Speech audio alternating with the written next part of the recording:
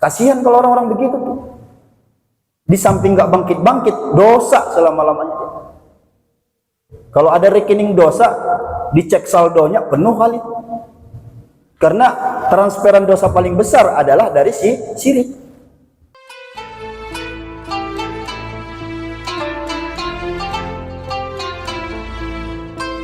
Jadi kalau di dunia ini kita salah satu adab kepada Nabi ya banyak-banyak berselawat. Kita ini kan ada namanya satu kaidah al-adabu fawqul ilmi. Adab itu di atas ilmu.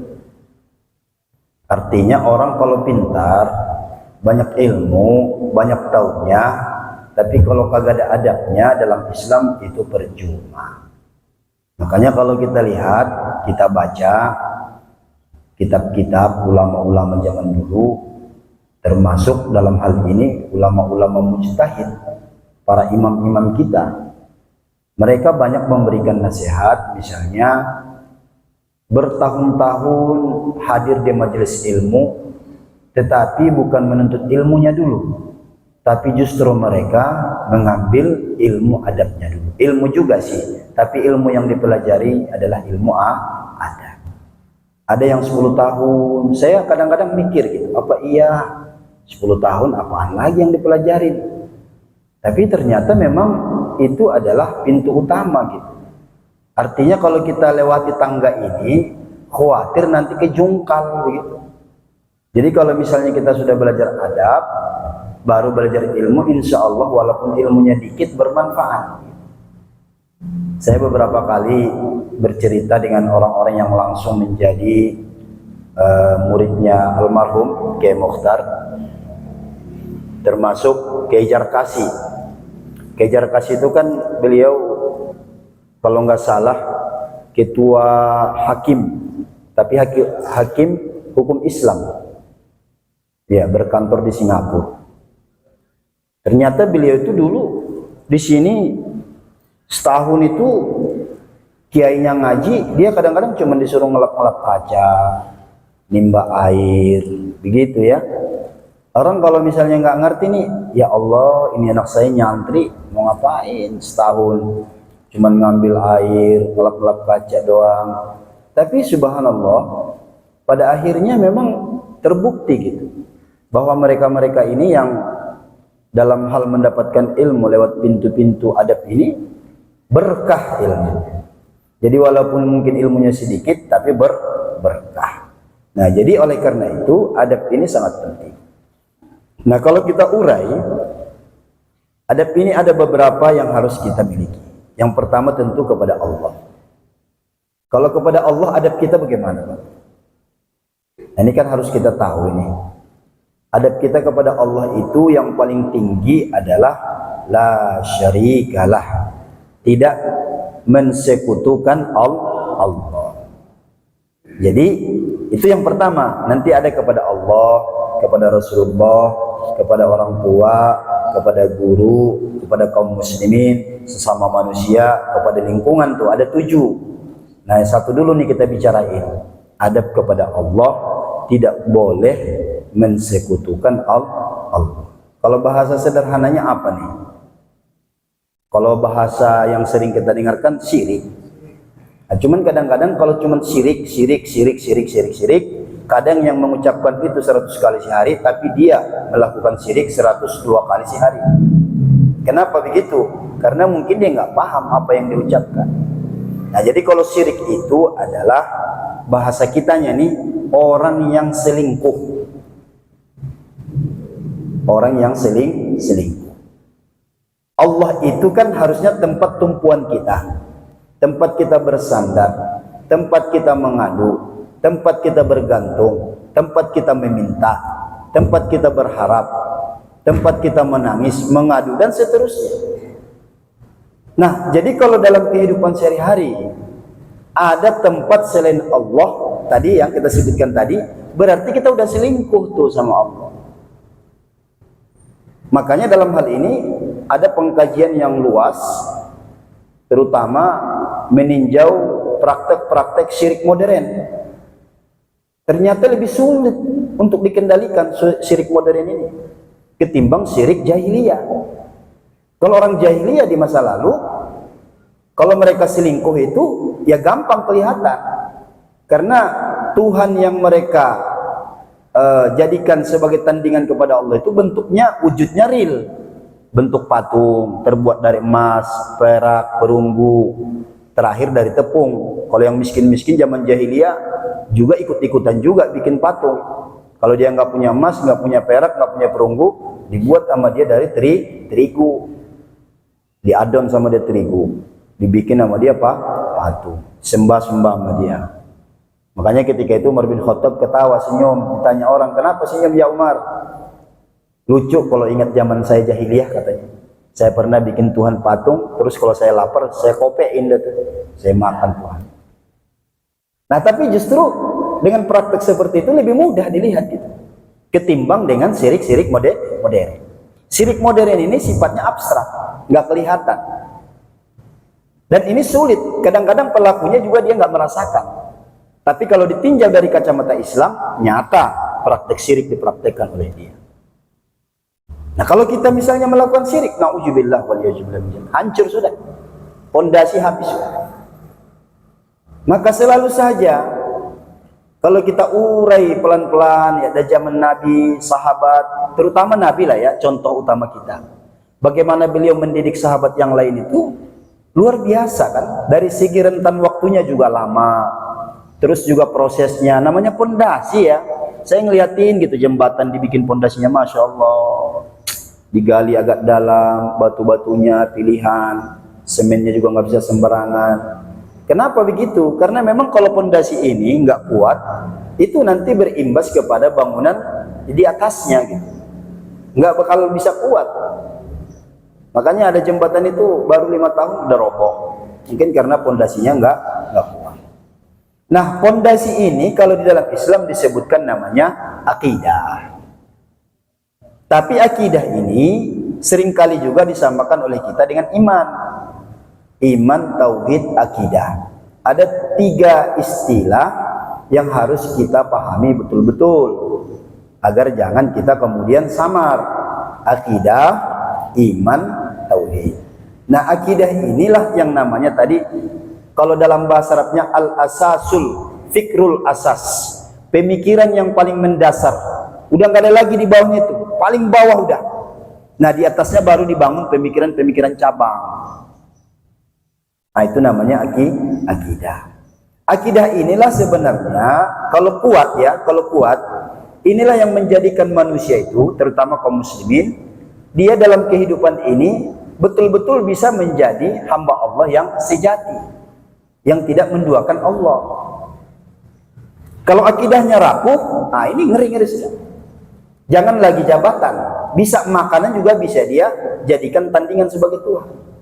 Contoh ungkapan yang sering saya sampaikan tuh, kalau saya nggak kerja, saya mau makan apa? Nah itu syirik itu. Kalau saya nggak dagang, terbini saya makan apa? Itu syirik, ungkapan syirik. Nauzubillah. Ini dulu-dulu nih ungkapan begini nggak pernah kita dengar gitu. Nggak ada. Makanya kan kalau kita lihat nih ya, dari segi aspek akidah kan paling tidak ada 3 ya. Satu namanya Mu'tazilah. Kalau Mu'tazilah ini mereka itu punya keyakinan selalu mendominasi akalnya. Jadi orang Mu'tazilah itu dalam hal rizki misalnya, mereka prinsipnya begini. Kalau dia dagang nih, seorang pedagang, Mu'tazilah begini. Saya kalau mau dapat untung nih, mau barang harus banyak, posisinya harus di sini. Terus kalau orang bilang enggak, di sono aja, geser dikit. Oh jangan, kalau di situ mah saya nggak dapat duit. Terus dia orang Mu'tazilah ini kalau ada pesaing, ya, kalau ada saingannya, ini sesuatu yang harus dilumpuhkan ini. Karena bagi dia persaingan itu mengurangi rezeki dia. Saya kemarin undangan ke Pailani, ngobrol sama seseorang. Mana Bu Haji, lancar dagangnya? Payah Pak Ustadz. Bukannya sama aja Bu Haji dari dulu. Susah kalau sekarang. Emang apa? Saingan banyak. Perasaan kagak ada saingan, saya candain begitu. Padahal saya tahu, tapi saya candain. Emang lo nggak ngelihat sono bejejer katanya. Masya Allah. Nah, yang mudah-mudahan begini kan kasihan ya, kasihan. Nah, ada orang dagang di samping dia pikir mengurangi rezeki rezekinya. Itu namanya Mu'tazilah. Yang kedua Jabariyah. Akidah Jabariyah ini yang mana? Kalau ini yang pasrah dani, ya, pasrah. Pokoknya kalau orang Jabariyah ini ya udah dah. Mau berapa aja emang udah dicatat dari sononya katanya. Jadi nggak ada action. Kalau Jabar itu nggak ada action. Keyakinan dia itu yang namanya rezeki itu ya udah emang udah ditentuin, emang benar ditentuin. Tapi dia lupa, ada satu bab lupa dia. Apa babnya? Bab ikhtiar. Terus orang Jabar itu bawaannya pengen mau mati aja, pingsan aja, lemah aja, lesu. Ayo kreatif dong, inovasi dong. Apa dia bilang? Ah, percuma. Udah dari sononya saya miskin, udah dari sononya begini. Nah, itu Jabariyah. Belum beraksi udah menyimpulkan, itu Jabariyah, fatal akibatnya.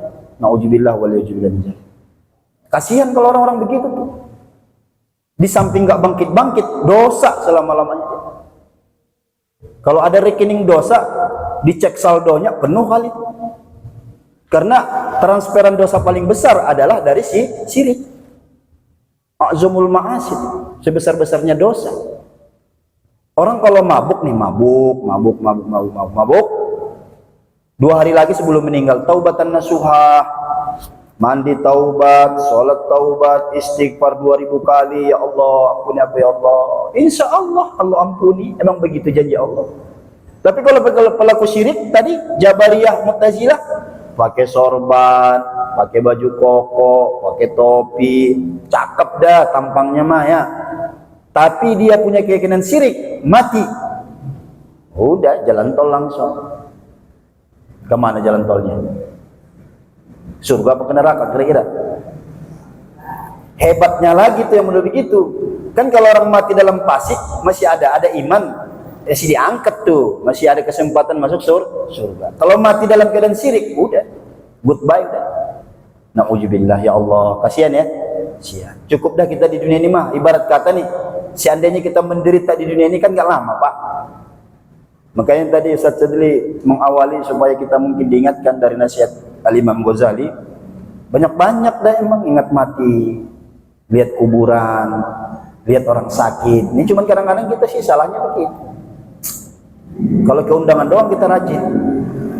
Kalau giliran takziah kita kagak. Apalagi ngeliat orang sakit. Bayangannya kalau orang sakit ntar juga sembuh, dan pikirnya begitu. Bukan masalah dianya, tapi keuntungan buat kitanya. Ya, itu yang kedua. Jabariyah, Mu'tazilah, dua-duanya sesat, dua-duanya praktek syirik. Yang ketiga, sebenarnya banyak, tapi secara garis besar yang tiga ini. Yang ketiga, ahli sunnah wal jamaah. Yang mana ini? Orang-orang ini adalah orang-orang yang memaksimalkan ikhtiar, baru tawakal kepada Allah. Orang-orang ahli sunnah wal jamaah dalam hal rezeki nggak ada namanya pantang mundur, menyerah, nggak ada. Terus aja. Saya sering ngasih contoh tuh Ustaz Basaruddin. Coba lihat Ustaz Basaruddin kan jual es Pak. Emang kata kalau hujan pagi udah giling dia mundur gitu, nggak jadi lagi dia berangkat? Kagak tuh dia. Ini giling nih, pagi kan 1 jam 2 jam giling es. Terus jam 9 hujan. Kalau model Jabariyah, udah dah. Dibungkus lagi sama dia itu termos. Hujan kan hujan. Nggak mungkin. Orang Mu'tazilah juga sama. Nah, tapi kalau Ustaz Basar kaget tuh. Pokoknya kalau sudah digiling, mau hujan, mau petir, starter motor berangkat aja udah. Berangkat. Laku nggak? Alhamdulillah sampai sore kagak laku. Esnya habis juga. Esnya habis. Duitnya kagak dapet. Nah, itu dia tuh. Tapi subhanallah tuh ya, karena kesabaran beliau tuh Allah caplok tuh dari Billabong langsung ke Haramain. Coba bayangkan. Ini kan pelajaran buat kita. Dari Billabong bukan di antara Allah ke Amerika, bukan. Bukan di antara Allah ke Singapura, bukan. Allah kalau sayang sama hambanya begitu, dicaplok dari Billabong, diantar langsung ke Haramain. Coba. Dia sholat sehat sekali Pak, kita 100.000 kali. Tapi nggak mungkin kita bisa 100.000 kali kan? Coba bayangkan. Ayo, mana coba? Mana uang kita? Mana hebatnya kita? mana suksesnya kita? Kagak. Saya sering sampaikan sama teman-teman itu pelajaran berharga. Orang umroh 9 hari udah girang, lah dia udah di sono selama-lamanya. Kalau dipikir-pikir kan gak mungkin kan. Tapi begitulah Allah membalas hamba-hambanya yang punya kesabaran. Itu pentingnya akidah begitu. Kenapa saya tahu? Ya saya tahu sendiri, saya lihat sendiri, dia kalau hujan tetap aja jalan. Kita sebagai teman kadang-kadang pengen nangis juga. Kita pengen bantu, kita nggak punya kemampuan. Sering gitu ya, beliau mau ngirim belanja ke anaknya, nggak ada. Ya saya bisanya kadang-kadang cuma minjamin doang, minjamin mah ada. Cuman kalau ngasih, belum ada saya bilang. Nah dianya lagi, minjam kagak mau. Kan begitu. Kalau yang lain kan kadang-kadang kan boro-boro ditawarin. Datang bisa di ke rumah kita. Dengan wajah yang lemas. Mana nih Pak Didin, anak saya udah nggak sekolah. Ya Pak Didin yang namanya orang soleh kan keluar juga. 1 juta 2 juta kan. Tapi kalau dia sering, benar. Karena dia udah terlambat ngirim, anaknya nggak jajan, dia udah pakai dulu dan GoPay. Ya cuman akadnya minjam dah, kagak ngasih saya bilang. Kalau ngasih saya juga belum punya, saya bilang. Ah jangan dah kalau minjam. Nah, jadi model-model keyakinan inilah yang harus kita bangun. Artinya apa yang Allah sampaikan dalam Al-Quran tidak mungkin bohong. Wal akibatu lil muttaqin. Orang kalau bertakwa, kalau kita bertakwa, kita taat, udah ibaratnya orang kerja itu tinggal tunggulah tanggal gajiannya. Kan kita kerja kan begitu. Warawiri Bojonggede Jakarta, Warawiri Bojonggede Jakarta. Nih kayak Pak Deden nih, Warawiri Bojonggede Jakarta. Kan kenapa semangat? Karena pikiran Pak Deden, tanggal 1 mah gak bakal meleset dah gajian begitu. Kenapa gajian? Ada kerja. Sayangnya kita manusia, kerja sama manusia totalitas, sama Allah apa adanya. Percaya, berarti huruf minal Islam. Kalau ragu, jangan lagi nggak percaya. Ragu sedikit kepada ketetapan Al-Quran, ya keluar dari Islam.